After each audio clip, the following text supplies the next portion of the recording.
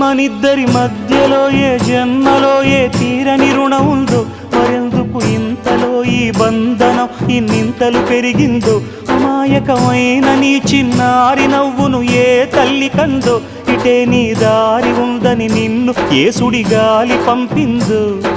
పాపం పుణ్యం దేవుడికెరుక, పేదకు దొరికిన బంగారు కణిక, పాలు వెన్నాలేవని అనక ప్రేమను తాగి పెరగవెసిలక. వలేసే పాడు లోకం కంటపడక ఉండు నాయనక, ఇలా నా గుండెలోనే గువ్వల కొలు ఉండిపోయింక. ఇటే పోస్తే ఎమున్నైనా నిలేస్తానే, మరింక ఏ కీడు నీ వంక రాలేదు.